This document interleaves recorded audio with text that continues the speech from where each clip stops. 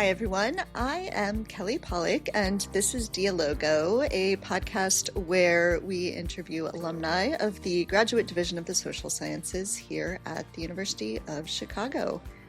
I'm joined by my co-host, Paul. Yes, I'm Paul Post. I'm Deputy Dean in the Social Science Division here at the University of Chicago. And today we have with us two guests who are alumni of our history program. They both received both an MA and a PhD from us in history.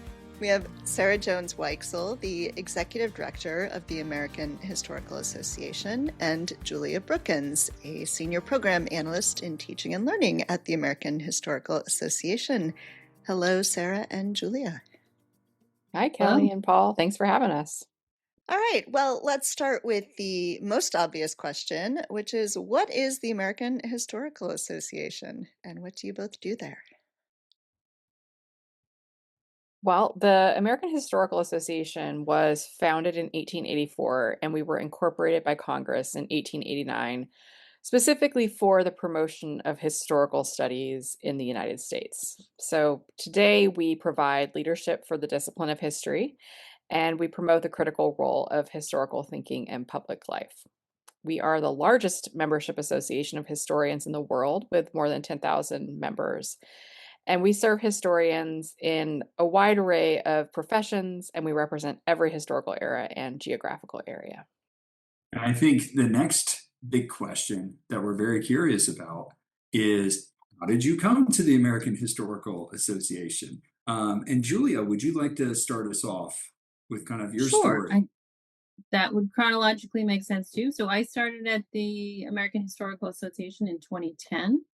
At the time, the then executive director was a former Chicago person, James Grossman, and I was moving to DC slightly before I actually finished my PhD, but I was looking for some work and there was work to be done. So I started there part-time doing sort of admin stuff, and in the midst of some reorganization that was happening, some other types of roles opened up. So I started off as the special projects coordinator, which was kind of a ill-defined but super interesting and versatile role for a number of years for me.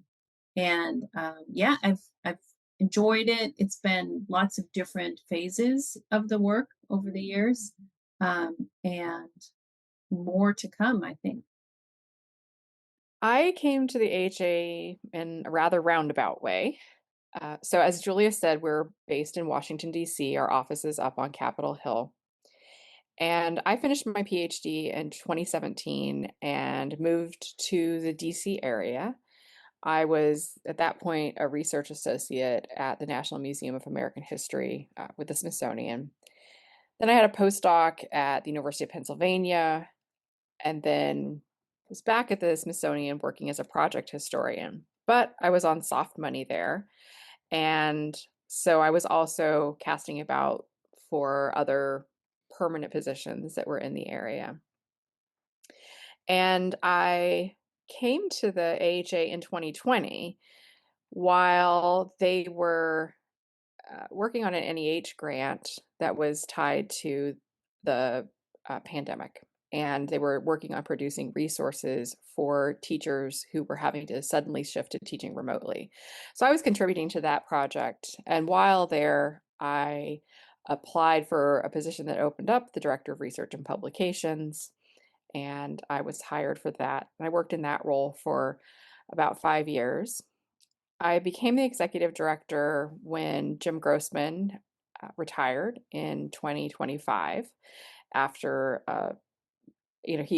we had known for years that 2025 was the year that he was retiring. And so a full year before he retired, they launched a search for his replacement. And somehow I ended up in the executive director role as a result. I think, you mentioned Jim Grossman, who, of course, had ties to Chicago. You both are alumni. Whoa, am I frozen? Sorry. Froze on my end. You both are alumni of the University of Chicago. I wonder if there is something about the kind of education that you get in the history department at the University of Chicago, the way people think about the discipline of history, that works especially well in thinking about these larger issues at the AHA. Julia, you've been here longer.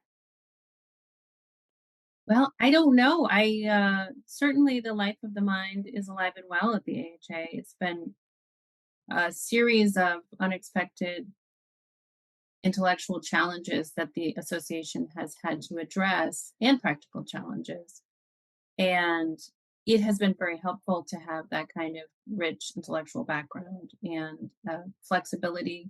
I think the positioning of history in the social sciences at U Chicago actually helps a lot um, in terms of the orientation that we got to a wide range of disciplinary approaches, not just in the humanities, although also I think most historians encounter the humanities as well, whether they're in social sciences or a humanities college. Um, so yeah, I think that there was some of that, and also the tradition of history at U Chicago is a very strong one. So well networked, well aware of some of the structural issues confronting the discipline, and I guess a willingness to think about it on the fly. I second everything Julia has said. And I'll add that while I was at Chicago, I participated in a number of opportunities that I think really prepared me for actually all of the jobs that I have found myself in since graduating. Um, One of those was the Little Red Schoolhouse, which I think is called something else now, but I participated in that program in teaching it, and I also taught with the Graham School in teaching writing for nonprofit professionals. I was also very involved in the Center for Teaching and Learning, where I was working with other graduate students who were from a variety of disciplines in the humanities, social sciences. And those experiences really gave me a way of thinking about the university world, but also thinking about what we could do when we stepped outside of the academic world as well. And I find myself, constantly drawing on the skills that I learned through all of those experiences, as well as, my more specific history oriented opportunities. But one of the things that's really stuck through for me throughout has been when I was able to take my work at the Center for Teaching and Learning and combine it with the opportunities in the history department to offer some pedagogy classes for other graduate students on material culture. That's an area that I specialize in US history. And that workshop series that I developed at that time has become something that has really shaped a lot of the work that I've done, both an NEH grant that I received, workshops that I run, and other work that we have that's ongoing at the AHA. It helped me develop a bigger network. It helped me to identify a lot of ways to help other teachers and to better connect with the public too. So, it was always just opportunities that could be taken to then develop into something new in each place that I went. And I'll add to my answer as well because I had forgotten about this, to be honest. But I do think about it sometimes. My first 3 years in the graduate program, I had a work study job, which was helping to organize what we then called the professional issues workshop for other graduate students. And that was essentially kind of a professional development series for other graduate students. We would bring in speakers either within the department or beyond the department or visiting campus.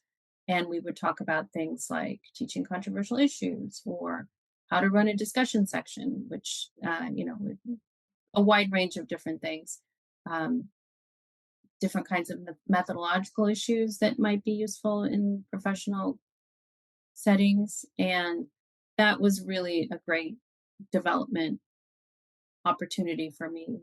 Um, getting to know the workings of the department in a different way, getting to know the needs of the graduate students in a different way, and working closely with the chair and some of the other faculty on that. So, Building on what both of you just shared, so you just talked about how U Chicago and your experience at U Chicago kind of prepared you for what you're doing now. But I know a key question that Kelly and I always like to ask is, what brought you to U Chicago in the first place? well, when I was little, we lived in South Bend, Indiana, which is just the other side of the South Shore line. And so it was on my map of the world, perhaps more so than would have been the case otherwise. We moved to the East Coast when I was young, but we didn't forget about the Midwest, as some people on the East Coast do. So that was part of it. I had a sister who attended U Chicago as an undergraduate for some years, and then ultimately did get her undergraduate degree. And that also, it was definitely had a sterling reputation in my family as a place. If you were really serious, that was where you would go. So, I'm learning new things about Julia in this conversation. For me, it was is that I came to Chicago right after finishing a master's degree in American material culture, and I wanted to be a historian who worked with objects as a primary source, and I needed a department where that was not just going to be allowed, but was going to be encouraged. And the the work that was going on at the university at that time was really exciting in terms of object study. I worked with Leora Auslander in the history department, who has just really been a driving force behind historians and the study of material culture. There was Object Cultures Project that Bill Brown was running. Eric Slaughter was working on um, getting the Carla Scherer Center going and also paying attention to objects. And so it seemed like a place where I could really come and have an intellectual life that was grounded in, the material world and be able to engage in it in an interdisciplinary way, while still focusing in on history. And I think the follow-up question to that is, and I think I already have especially Sarah, with your answer right there, so maybe you could continue with it, is what ultimately did each of you write your dissertation on? And so Sarah, maybe we'll start with you, since you were already talking about, kind of your experience in material history. Sure. Well, I started off, I've always been interested in how objects are used to mediate conflict between people and also how they create conflict between people. And so I decided to work on a topic in the American Civil War era. I started doing work on that with Leora and with Christine Stansel, Kathleen Conson. And when I started it, I thought that I was going to write about looting during the American Civil War. I was really interested in people stealing objects, taking them, um, you know, you probably want to cut this out. um, I was really interested in learning more about how people approached the theft of objects, what they thought about the things that they lost, that were stolen, and how that was shaping their experience of war.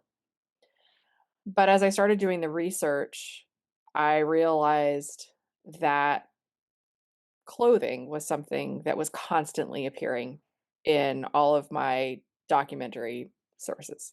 It was in diaries, in letters, in newspapers, so much about clothing and so much ire around clothing. So I ended up shifting my project to understand just what it was about clothes that made it just so laden with conflict during the war. So I ended up writing a dissertation called The Fabric of War, Clothing, Culture, and Violence in the American Civil War Era.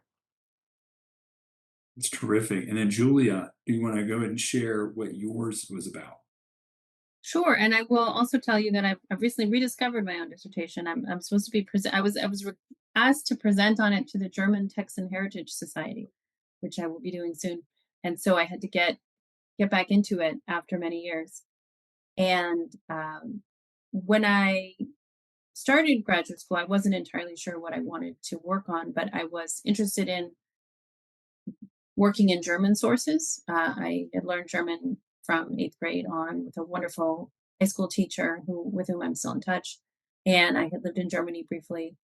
And I was interested in immigrant acculturation and immigrant integration in the United States and how it was different from immigrant integration in other areas of the world. So I worked on a dissertation about German immigration to Texas in the 19th century. And I looked at their attitudes towards nationalism and race and their interactions with Mexican Americans and Tejanos specifically. So, what was going on in terms of incorporating new territories was affecting the way that new immigrants understood the nation, understood their own belonging, and felt about other groups in their vicinity. Oh, that's great. I mean, both of those sound fascinating. And Julia, I'm sure yours, given current debates right now, is probably generating all sorts of interest. And then Sarah, I think my mom, who's a big Civil War buff, would love to read your dissertation. And she can write because it's now out as a book. That Yes, is yes, true. she That is can. true. It just came out 2 months ago under a different title. It's now called A Nation Unraveled: Clothing, Culture, and Violence in the American Civil War Era. And was that a title you had considered for your dissertation or no? It was not, but it's generally discouraged by presses to have the same title for dissertation and book. And there was another book that had a slightly similar title that came out in between as well. And then I realized that it really it needed a new title given the kind of revisions that I did to it too. So it really is about a nation coming unraveled and then getting knit back together. There are so many puns. Yeah, there's so many puns. It's a great title for it just the play on words, the puns. That's fantastic. Yeah. And we want to make sure that there is a note for all those listening who want to be able to read the book. They'll be able to access it. I So hope people will enjoy it. before we ask you more difficult questions about, the state of history and things like that, let's start with a more fun one, which is what did you do in your free time? Not that you had a lot of free time when you were in graduate school here. What sorts of things did you do for fun? Were there activities and places that you enjoyed? Definitely. Um, I had a great social experience as a graduate student. I loved living in Hyde Park. I lived in Hyde Park my entire time in Chicago. I liked being near the lake. You could go to the point. If you had like an hour, you could go swimming. And most places, no matter how close to the water you are, you don't. If you have an hour, it doesn't necessarily mean you can go swimming and then also get where you need to go. So that was something I liked. And I love Hyde Park. I like eating at Valois. I like cafeterias. Yeah, it has a lot going for it. It has a kind of groundedness to it that most cities and neighborhoods don't have that I really appreciate. I was having to really think on that question, but I also lived in Hyde Park the entire time that I was there, minus a year I spent in DC on a fellowship. And it really felt like home. I loved being able to walk down to the university. It's something that I really miss today, not living near the AHA itself. And I also really love the lake and being able to go for a bike ride or walk or take a run. I also spent a fair amount of time being a material culture person up in the Loop, exploring some of the 19th century buildings that are still there, and going to the Art Institute, Newberry Library. So just there were so many places to go and things to see. And I also had a good social experience at Chicago and have a lot of friends who continue to be close friends today that we're always game for a museum trip or something. And the architecture is at such a different level from other places I've lived. You know, there are not many places where a graduate student could afford to live in a place that has an architect that has books about them, you know? And I was fortunate enough to happen into that situation. And every other place I've lived, it's like, oh, okay. It hasn't spoiled it, but it has definitely made me appreciate. I went back and visited a friend of mine who also lived in that building, and she loved it so much. She found another building that that architect had built up in Old Town, and she lives there now. And it was wonderful to visit it and to kind of experience this art again in everyday life like that. So, yeah, the 1959 ranch style tract house I live in now is great, but it's not that. I also had an architecture like fascination while I was in Chicago, still do today. But one of the things that my college roommate and I have done for years is go to Frank Lloyd Wright houses wherever we may find ourselves. And there's a Frank Lloyd Wright house. And Chicago had, a lot of those, and including the Roby House in Hyde Park. And so it was, when she would come to visit, we would always, make a trek to a new one. And that was a lot of fun. Just to be specific, the architect is named Edgar Miller. Great, that's what I was going to ask. There are lots of incredible buildings in Hyde Park by well-known architects, so it could have been a lot of people. But yeah, and more recently, I've gotten involved a little bit with historic preservation, which I never had before, but an opportunity arose here where I live, which is actually in Austin, Texas, and that was another great experience that kind of put a lot of these different experiences I have together. Also, the history, education, and training, kind of the project management and teamwork, working on the community working group to develop a new historic preservation plan for the city of Austin, which was great. Yeah, and it ties in very well because just a few years ago, the Roby House was named UNESCO World Heritage Site. So kind of tying all that together. It's great. But yes, I love it. And I'm just thinking to myself, like, I'm a big fan of the Museum of Science and Industry. I give a tour where I talk about the World's Fair, and I'm just thinking about material history. And because I try to make that like the museum, or you go over to the Statue of the Republic, it's like there's these very clear symbols. But you're right, just bringing up like Hyde Park has all this architecture, and just being around it, even if what you do for enjoyment is just walking through it, is really a treat. all right, so I said we'd have the fun question first, but I want to ask a little bit about the kinds of things that AHA is working on now. Obviously, there's a lot going on in the world that touches both the profession of history and also, thinking about how is history presented in this country. So, not sure where you want to start with that, but, just would like to know some about what sorts of projects you're working on right now. And I will let Sarah start. The list grows every day in terms of the things that we're working on. We have several facets of our work. We are very active given our our charge of promoting historical studies. We are leaning into advocacy work to ensure that historians, wherever they teach, wherever they work, whether that is in a K-12 school, at a university, in a museum, in a library, that they are able to do their work with integrity. And this is something that we've been working on for several years. We look at both state advocacy issues as well as the federal level. And I can let Julia talk a little bit more about the state level work, because she has been absolutely integral to our ability to intervene in those debates. But, it involves commenting on legislation that would be restrictive for what students are able to learn and what historians are able to teach and to talk about.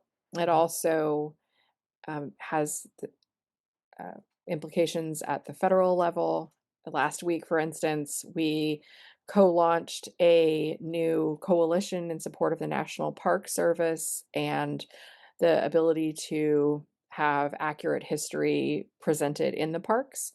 And that's bringing us into new kinds of collaborations with organizations that you might not expect historians to be working with, like the Sierra Club, the National Parks Conservation Association, and others. So we're working in a number of coalitions around history in this moment in which it is being particularly politicized in the public sphere. And that has also meant doing advocacy work that relates to higher education and academic freedom and, full, requesting and advocating for full funding for programs that are central to universities' work, to international students' ability to continue to attend universities here. So our work can range anywhere from writing a letter to a Senate committee in a state to working on an amicus brief in support of a case to actually being directly engaged in a lawsuit, as we are with one for the National Endowment for the Humanities currently over the cancellation of more than 1,400 grants last year by DOGE and the dismantling of that agency. So a lot involved in the advocacy realm, but there's many, many other facets of our work. We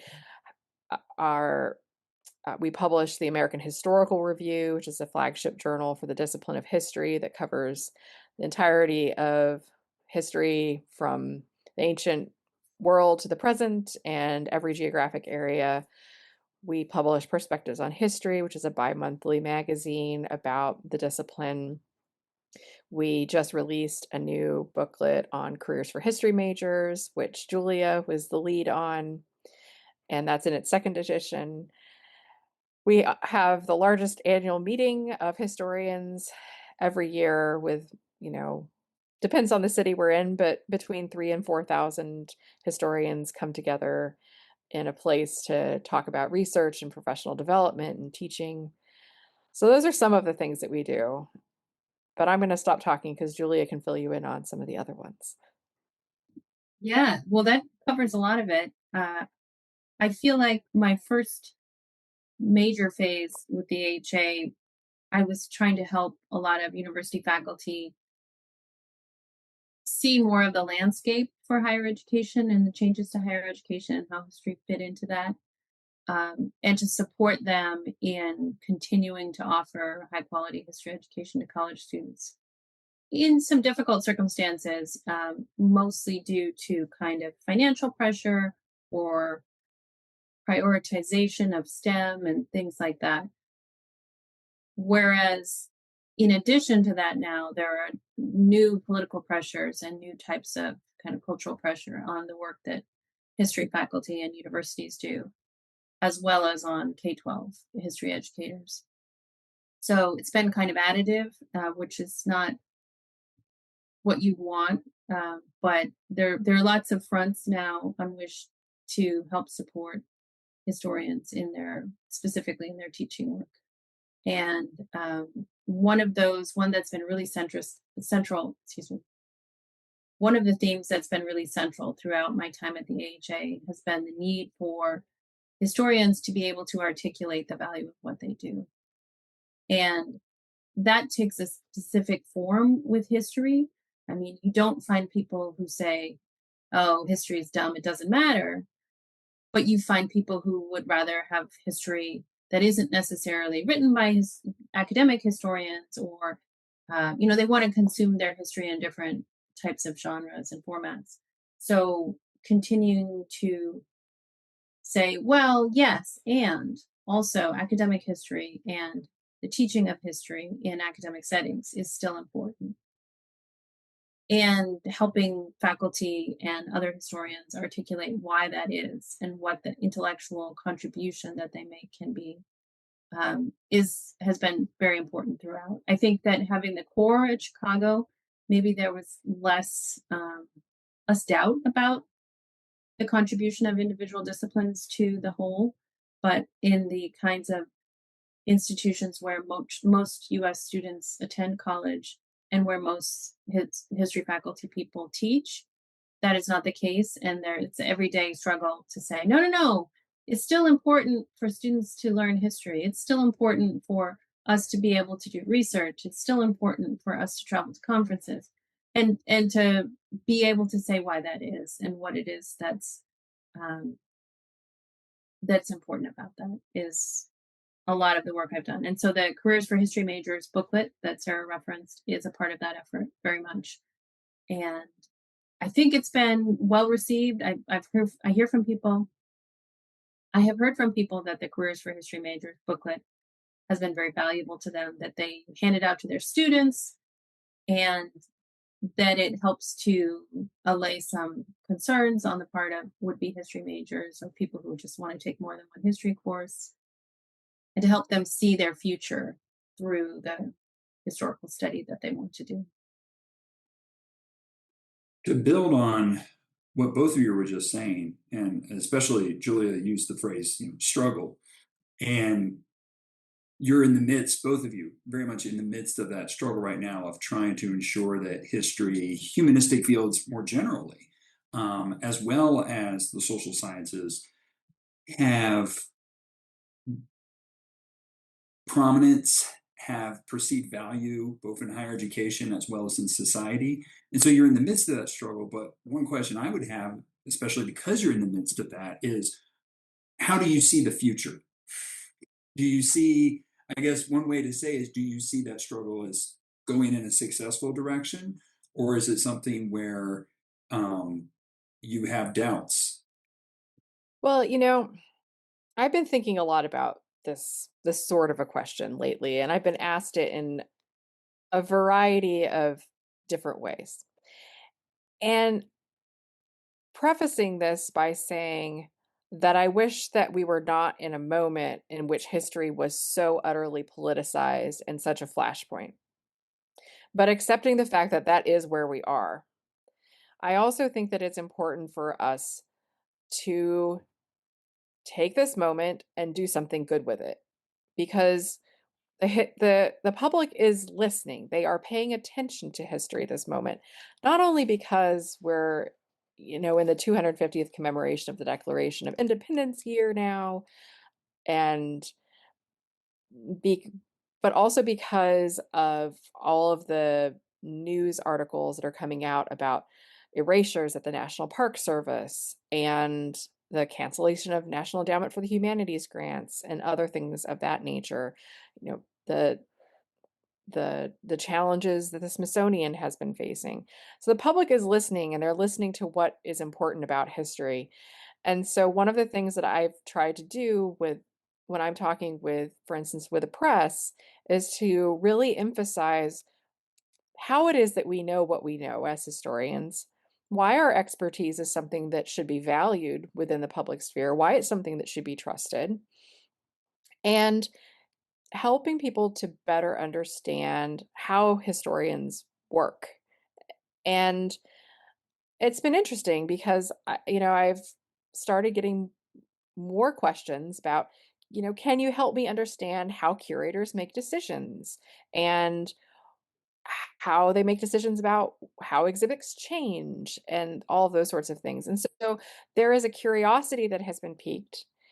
And I think that we have to work hard to make sure that we have our voices out and be very loud about that in this particular moment. So perhaps I'm too optimistic, but I do think that we constantly see the importance of understanding where we have been from a historic standpoint, and there are many opportunities to learn from that and help to chart a path to our future. And we historians are particularly well equipped to do that.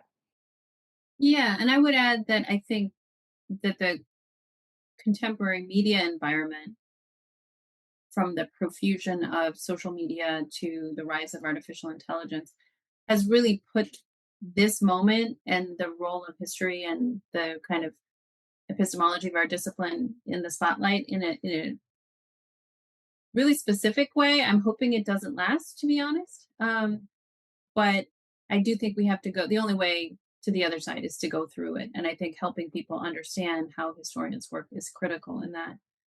Um, but a lot of people are skeptical about experts and expertise, and even their relationship to social knowledge in general has changed, I think, in the way that people consume information now. So I think there's like a lot going on, and it's too soon to say, but I don't think nihilism is very popular.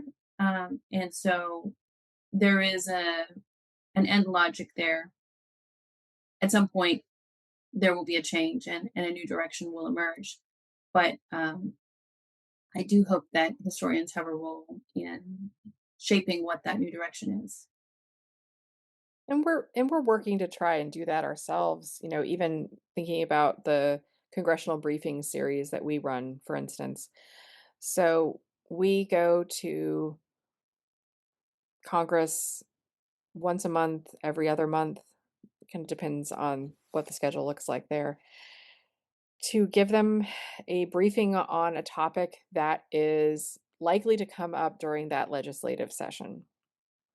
And in doing so, we bring in 3 or 4 historians who are experts on a particular topic.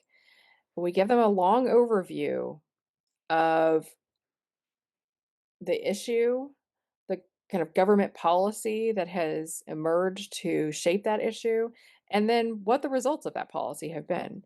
So, for instance, we had one this last couple months on the history of vaccines. We've had them on federal science policy, on artificial intelligence, tariffs, the history of deportation. And all of this is to provide a nonpartisan understanding for congressional staff and legislators to better understand the issues that are at hand and to help them in their decision-making process. We don't recommend policy ourselves, but we're helping to equip them with the historical knowledge that can hopefully enable them to make decisions that are in the best interest of the population. Yeah, and so as Sarah referenced, I've been doing some state level advocacy work for history as well. And that has taken different forms as different types of either intentional or unintentional threats to history and history education have emerged over the past 5 years. Started about 5 years ago with the so-called divisive concepts legislation that began around 2021. And the idea was, well, if you know too much, it's divisive. And I still haven't gotten my head around the popularity of that framing, but it seemed to take hold in a particular moment in time. And we're still battling kind of indirect effects of that. So speaking to whether it be legislators in committees or also the State Board of Education officials, and talking to them and trying to figure out like what is it that's so clear to me from where I stand that they don't have the benefit of, being reassured that it's okay to know as much history as you can learn and it'll still be all right. So I've been working on some how to do that, both terms of, one-on-one conversations and messaging that tries to represent our membership and the historical community more generally.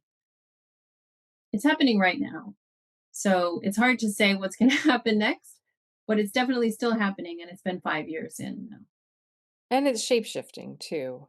One of the letters that we wrote recently was related to a proposed law in Tennessee that would require teaching the history of communism, and the required subject matter did not even reference the Soviet Union. So requirement of a very ahistorical and very politicized version of the history of communism.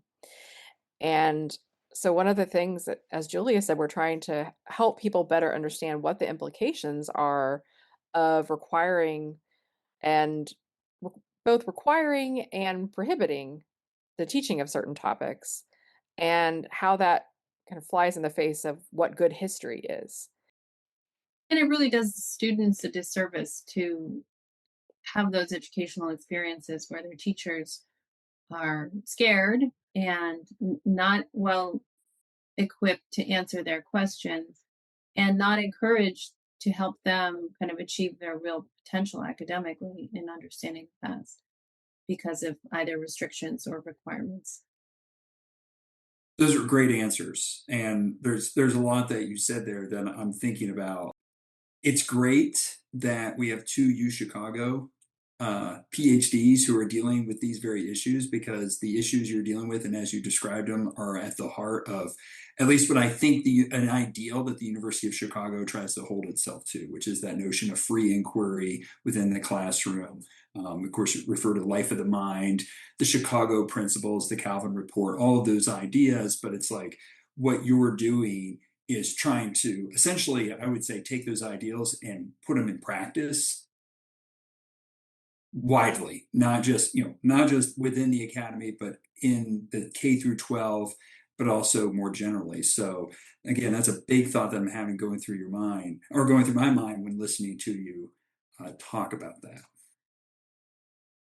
Yeah, can I just say one of the things I think has been a benefit of the U Chicago experience has been in making sure that the AHA stays a nonpartisan advocate for history. And I think depending on people's educational experiences, they might not be able to distinguish the advocacy and the policy quite so well. And I feel like my Chicago, I can't speak for Sarah, but my Chicago experience, I think, gave us a good nonpartisan education. Agreed. Yeah, the AHA is the home of critics, but not itself a critic, if you will, except for when it comes to making sure that you're doing what is needed to enable people to be critics, which is, again, a big part of what the work that you're doing. So thank you for sharing that. Yeah.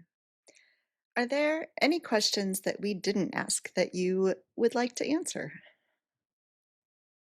I would like to know what this looks like for you guys, where you are, because in my conversations in the last year or so with people, fairly well educated, cosmopolitan people, my takeaway has been that it's much worse than they realize.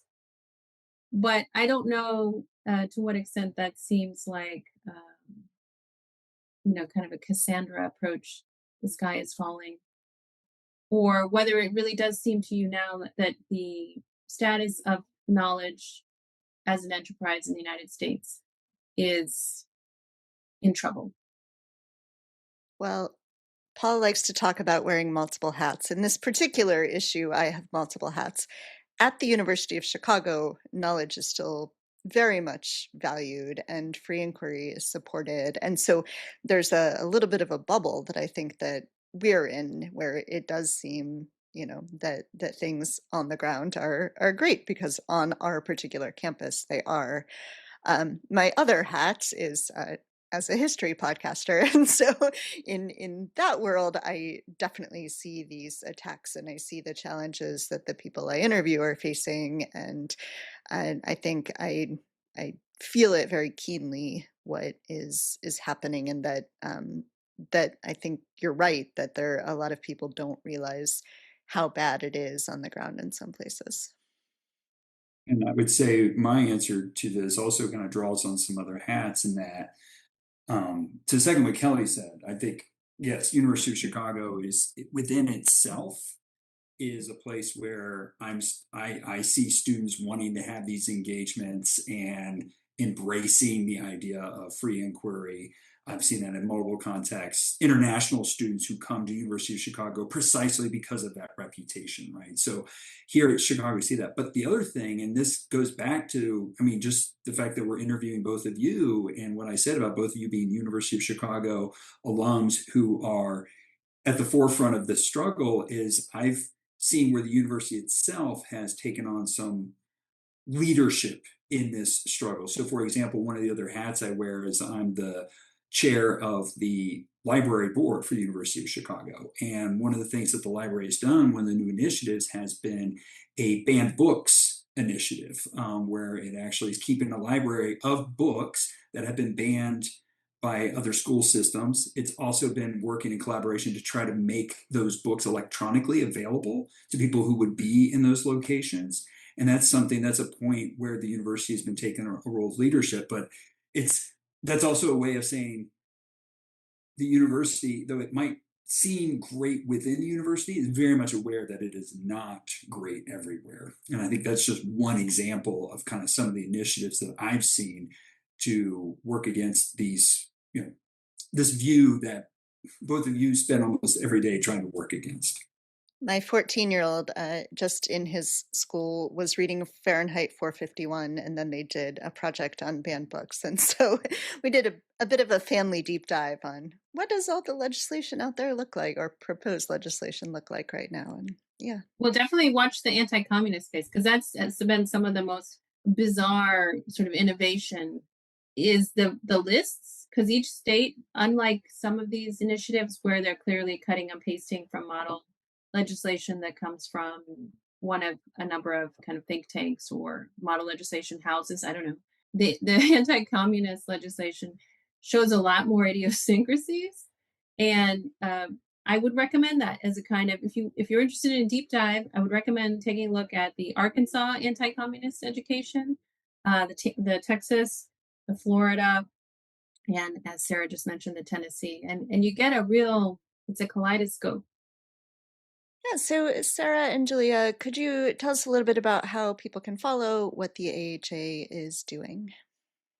Absolutely.